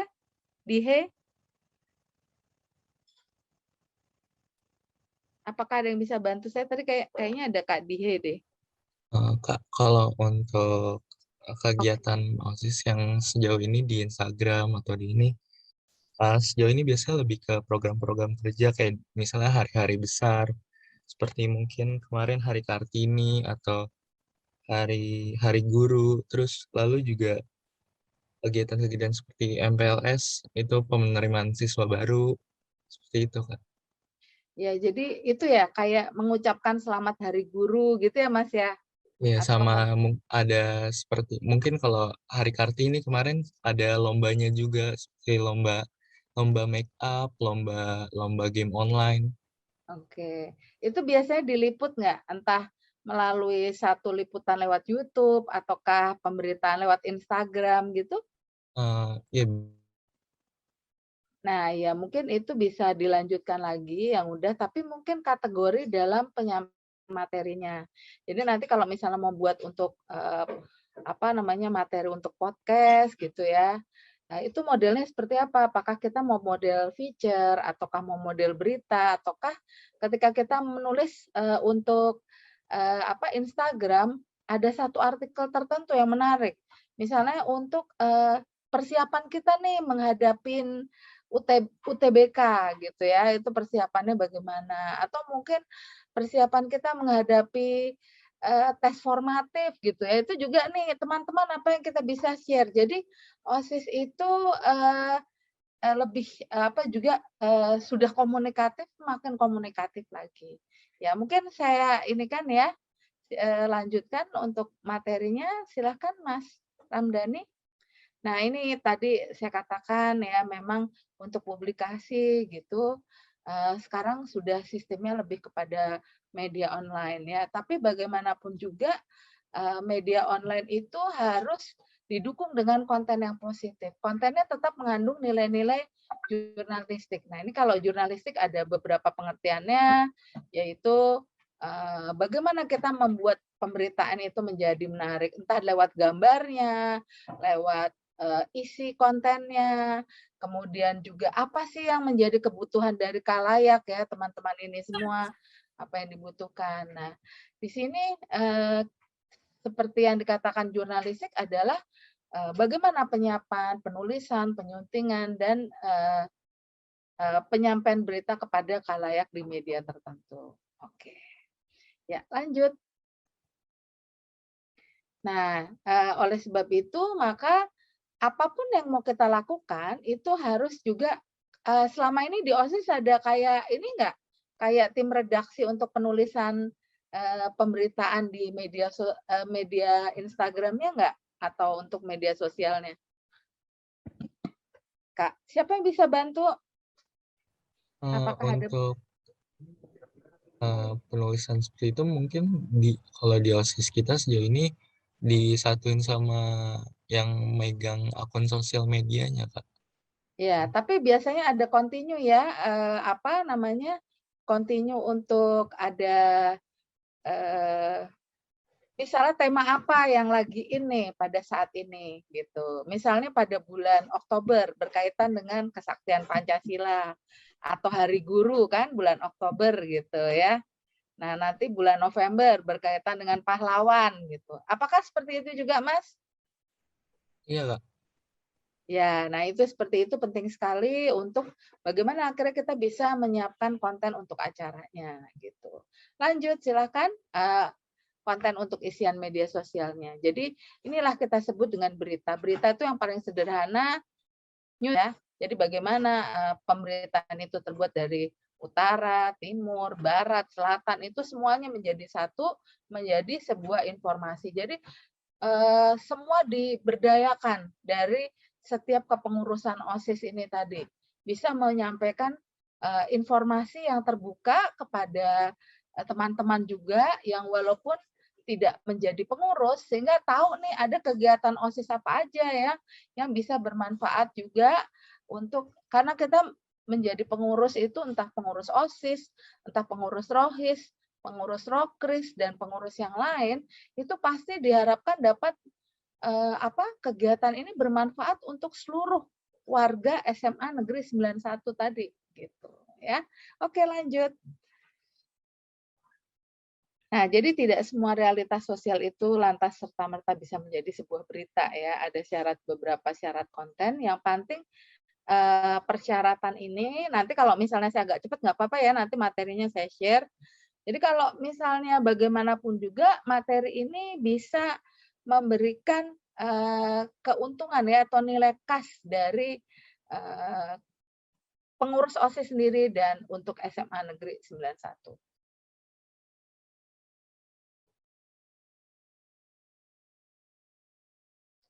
Nah, ini lanjut ya Mas.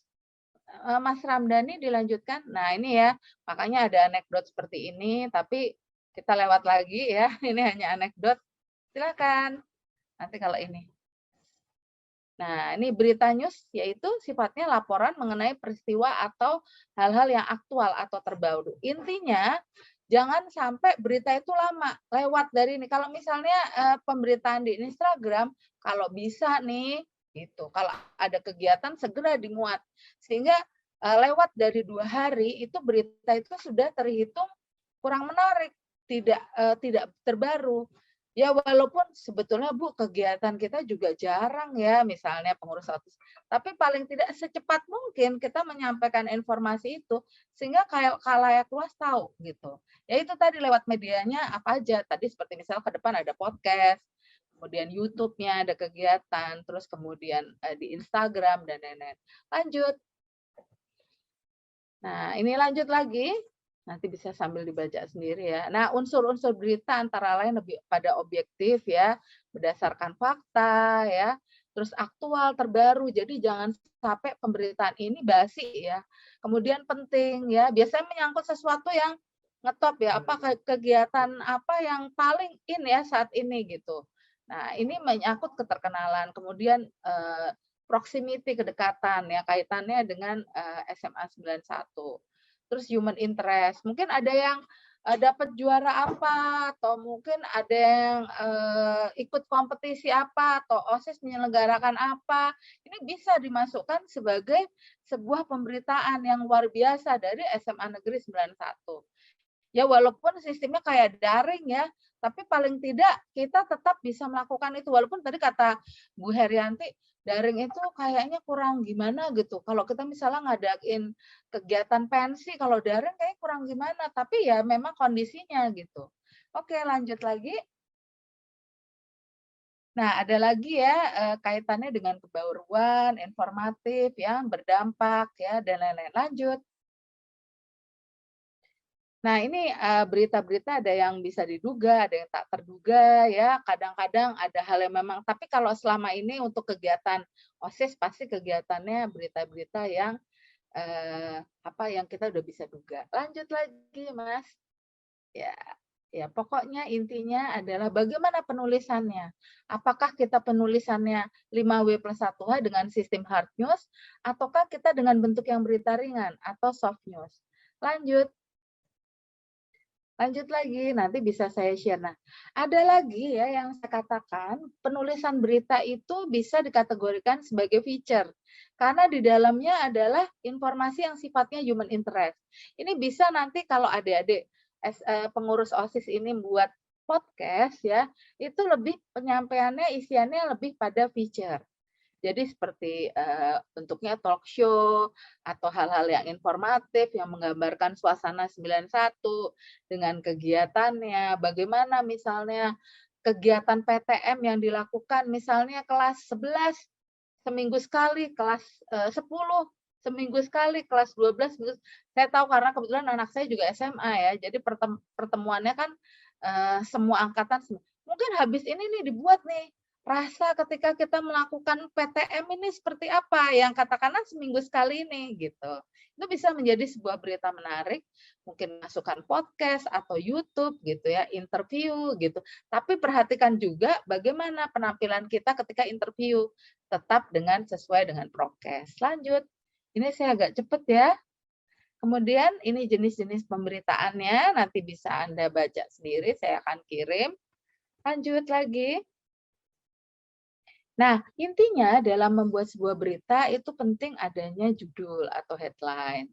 Ya, kemudian ada baris, tanggal, ya, tempat. Kalau kita misalnya di Instagram, kapan waktunya? Itu biasanya mereka udah otomatis ya, dikirim 2 hari yang lalu atau tanggal berapa. Yang penting tuh teras berita tuh ada. Minimal kita bikin di Instagram deh adik-adik ya. Kemudian tubuh berita. Terus kemudian keterangan, boleh pakai subjudul atau keterangan tambahan. Gitu. Coba mungkin adik-adik nanti kapan-kapan bisa coba buka Instagramnya UNJ Official. Di situ bisa adik-adik lihat setiap hari kami biasanya akan mengupdate pemberitaan. Tapi kalau adik-adik mah nggak usah setiap hari, nggak apa-apa, tergantung siap ada kegiatan masukin gitu ya. Lanjut. Ya. Kemudian ini saya lanjutkan lagi. Intinya bagaimana judul berita. Terima kasih Kak Mutia udah diingetin. Judul berita itu harus eye-catching, menarik, dan jangan lupa adik-adik, pesan saya itu adalah di teras beritanya 5W+1H itu mesti ada. Lanjut Mas, monggo.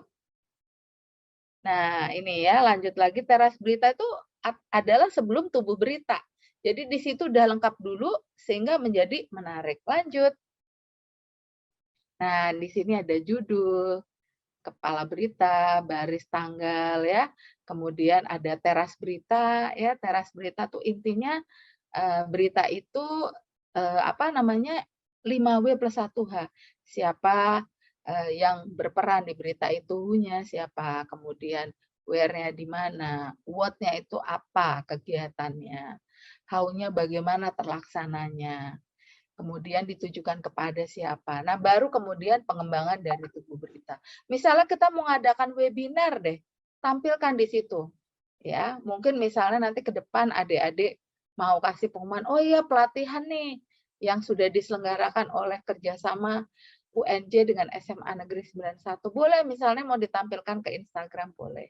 Itu misalnya ya. Jadi hal-hal yang seperti itu membuat orang akhirnya tahu, oh iya ya, OSIS 91 dengan Rohis dengan UNJ ada kerjasama gitu. Lanjut. Mungkin kalau nanti waktunya apa namanya? Kenapa bentuknya piramida terbalik? Karena semakin ke bawah, semakin berita-berita yang tidak penting adik-adik. Jadi yang ke atas itu karena nanti kalau space-nya kurang, kesempatan memotongnya di bagian bawah. Gitu. Jadi kenapa bentuknya kok segitiga terbalik tadi seperti sebelumnya, itu adalah inverted pyramid style. Nah, kalau untuk berita itu memang lebih pada 5W+1H. Sedangkan untuk pada feature itu pemberitaannya ditulis dengan bahasa yang lebih menarik dan ini lebih pada human interest. Sedangkan kalau artikel itu biasanya data-data yang sifatnya ilmiah, misalnya persiapan kita menjelang UTBK, mungkin bisa aja ditulis menjadi sebuah pemberitaan di Instagram, dan kemudian bisa juga disampaikan tutorialnya di YouTube. Mungkin ini dulu ya dari saya, karena kebetulan waktunya juga sudah habis gitu dari saya.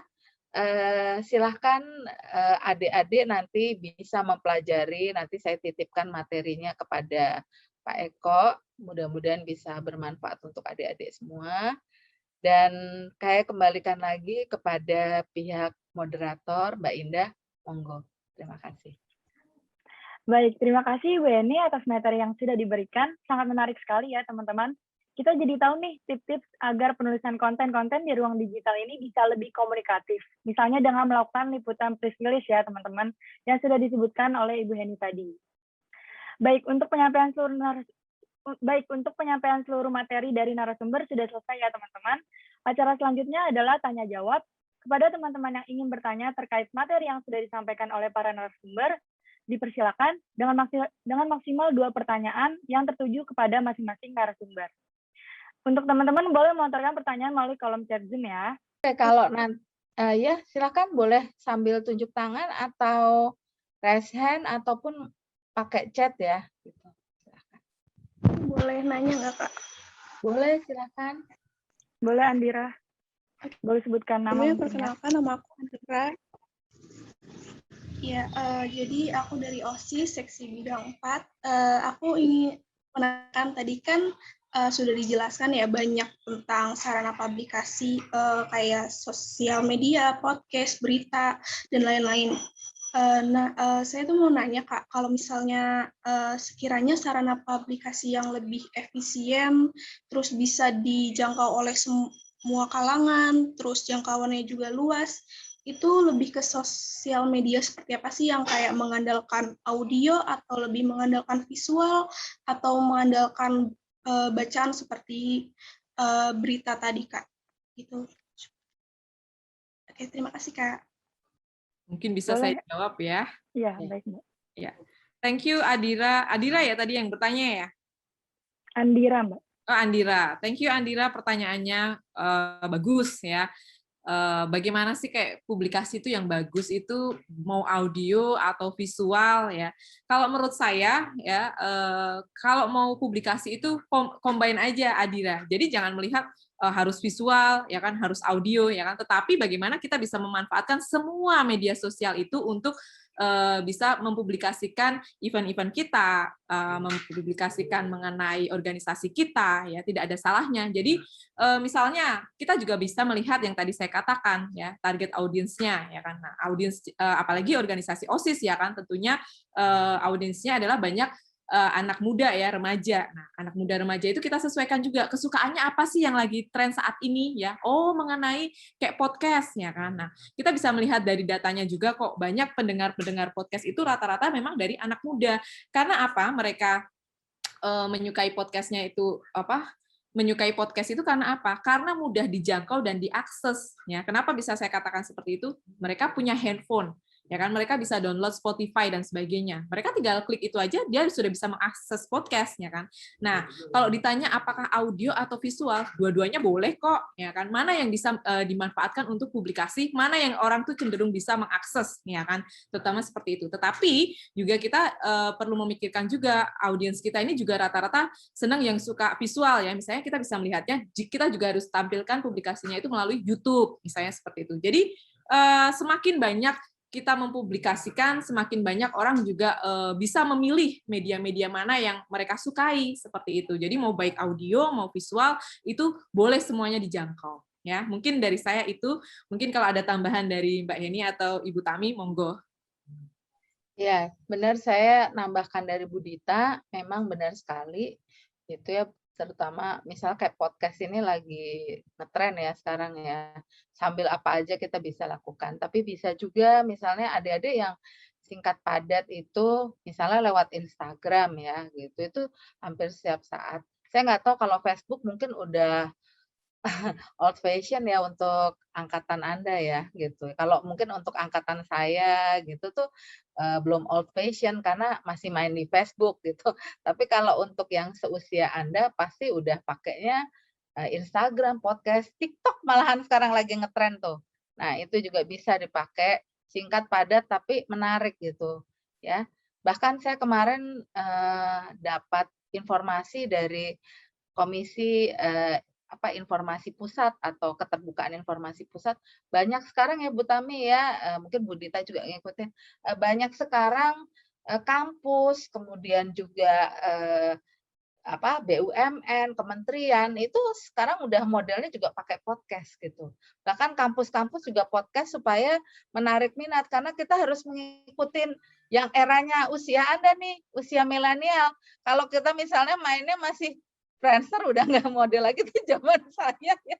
UNJ juga Jadi punya malu. kok. Mohon izin Bu Heni, UNJ juga punya official TikTok. Iya, Ya, sudah official TikTok ada, official Instagram ada gitu. Jadi ya memang sekarang harus masuk ke semua lini melalui sosial media itu gitu. Jadi kalau ditanya cocoknya yang mana, benar kata Bu Heni tadi disesuaikan dengan umur. Kalau umur saya sama Bu Heni, kayaknya yang masih ngetren Facebook ya Bu Heni ya? Iya, old fashion. Masih Facebook ya. Iya. Tapi kalau untuk ukurannya Bu Dita mungkin udah Instagram. Ya, Instagram gitu. Jadi memang tergantung umurnya gitu. Tapi kami pakai official TikTok, kami pakai. Gitu. Jadi tinggal yang pertama gini aja kalau pesan saya, yang mudah ada sarananya itu apa aja Dedek gitu. Kalau sarananya ternyata kita nih gampang nih, kita mau lakukan podcast atau kita melakukan YouTube gitu, YouTube streaming atau apa, ya udah jalan aja gitu. Tapi yang paling gampang situasi gini, kalau informasi lewat medsos dulu, Instagram, ya udah masuk aja Instagram. Yang penting dilakukan, ada gitu info tentang kepengurusan OSIS gitu loh, kegiatan apa yang bermanfaat untuk seluruh anggota OSIS di sekolah SMA Negeri 91 gitu. Mungkin sometimes juga ngajak teman-teman paskibranya ya.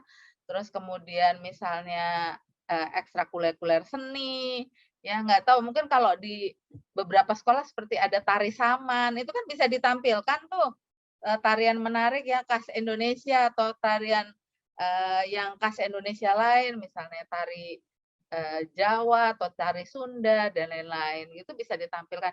Jadi 91 akan semakin lebih muncul ke publik gitu. Ya, silakan siapa lagi yang mau tanya, boleh banget. Ini ajang santai. Mungkin kita nanti ada itu juga batas berapa, dibatasi beberapa pertanyaan gitu Bu Heni, mungkin juga karena waktu juga.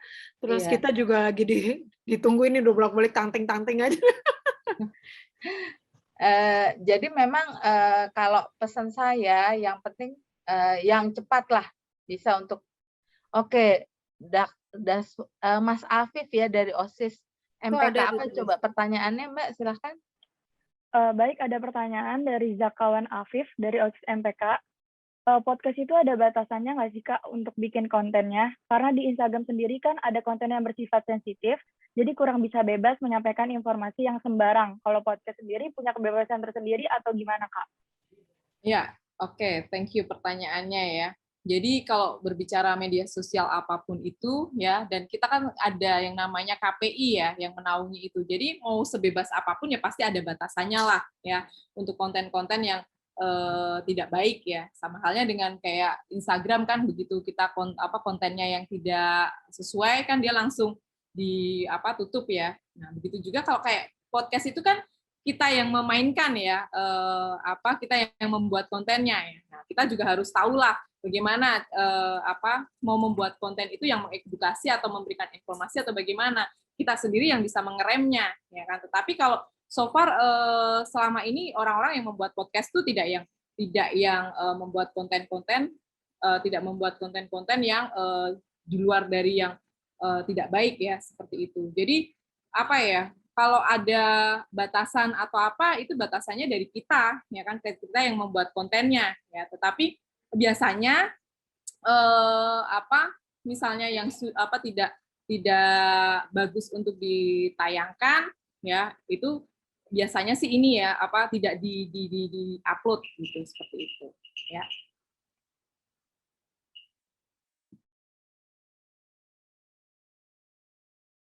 Mungkin sebelum melakukan membuat konten itu mungkin ada di undang-undang itu ya, Bu Dita ya, informasi seperti apakah yang harus diberikan ke halayak umum dan informasi apa yang bisa kita keep baru nanti diberikan setelah ada permintaan.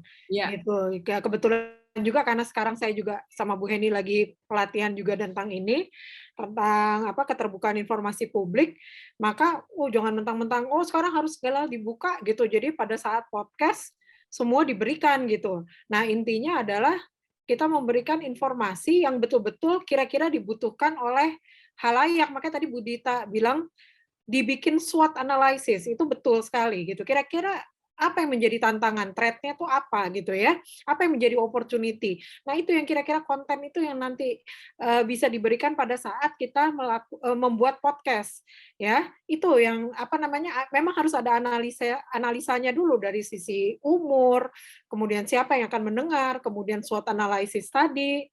Ya, jadi kita tidak salah menyampaikan gitu dan sesuai dengan target market kita, itu aja gitu. Karena kalau salah tadi kita bisa di-ban juga gitu ya oleh Komisi Penyiaran juga gitu ya.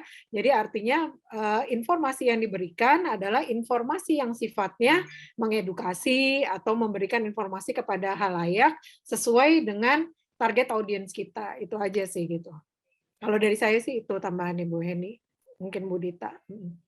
Oke, jadi memang sekarang itu yang penting kemajuan teknologi dan informasi ini harus dimanfaatkan dalam segala hal, adik-adik. Tapi satu pesan saya, bagaimanapun juga kita sebagai warga negara digital Indonesia, itu kita harus menyampaikan konten melalui apa media sosial yang kita cocokin, tetapi harus konten yang bertanggung jawab. Jangan sampai akhirnya kontennya itu menjadi huru-hara untuk masyarakat luas. Intinya itu, kontennya harus menarik, gitu, bermanfaat, terus juga tidak menimbulkan keresahan di dalam masyarakat. Itu aja. Karena kita warga negara digital Indonesia ini memang diharapkan percepatan teknologi informasi ini cepat sekali ya. Yang direncanakan global itu secara menyeluruh 2035. Tapi ternyata 2020 kita sudah bergerak maju. Presiden Jokowi sekarang percepatan infrastruktur tuh di mana-mana di seluruh Indonesia gitu. Tidak hanya di kota besar, tapi gimana di kota-kota lain. Dan selain itu yang kedua, bagaimana SDM. Nah, adik-adik ini termasuk generasi Z ya, gitu ya, yang dimana mungkin SDM-nya itu yang cepat sekali memang.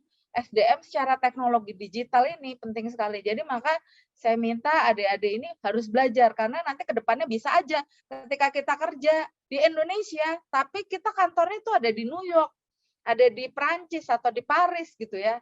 Jadi someday cuman kita 3 bulan sekali ke kantor ke Prancisnya. Sisanya kita ini PJJ semua, secara bisnis lah, mungkin belajar, bahkan mungkin di era mendatang bisa aja kita sekolahnya di Indonesia, tapi kita sebenarnya kuliahnya di Australia gitu ya, atau di mana lah, entah di wilayah mana. Karena percepatan dari teknologi informasi. Itu aja pesannya. Jadi manfaatkan sebaik-baiknya. Saya kembalikan lagi ke Kak Indah Permata Aryani, silahkan. Baik, saya izin menyimpulkan ya pertanyaan dari teman-teman dan jawaban dari para narasumber. Jadi untuk sarana publikasi ini tidak membataskan ya teman-teman, bisa manfaatkan audio saja maupun audio dengan visual. Bisa dibilang mix ya teman-teman. Bahkan sekarang banyak universitas yang menggunakan media sosial TikTok dan bisa dianggap sebagai media sosial yang paling happening dengan bermodal gerakan, teks, dan lagu-lagu. Lalu untuk konten-konten yang diupload harus juga bersifat mengedukasi dan disesuaikan lagi dengan target audiens. Baik, karena sesi tanya jawab adalah agenda terakhir dari kegiatan ini, saya ucapkan terima kasih kepada narasumber serta seluruh peserta yang sudah menyimak dan antusias dengan acara ini dari awal sampai akhir. Saya ingin menginformasikan kepada seluruh peserta dalam acara ini untuk mengisi presensi yang akan dibagikan oleh panitia melalui kolom chat Zoom. Saya Indah Permata Aryani sebagai MC dan mewakili panitia yang bertugas izin pamit undur diri dan menyampaikan mohon maaf atas salah kata dan perbuatan. Akhir kata terima kasih dan wassalamualaikum warahmatullahi wabarakatuh. Terima kasih semuanya. Terima kasih untuk para peserta pelatihan. Terima kasih Bapak Eko. Kemudian terima kasih juga untuk Ibu Tami dan Ibu Dita serta juga para panitia. Ya, terima kasih. Ya, terima kasih Pak Eko.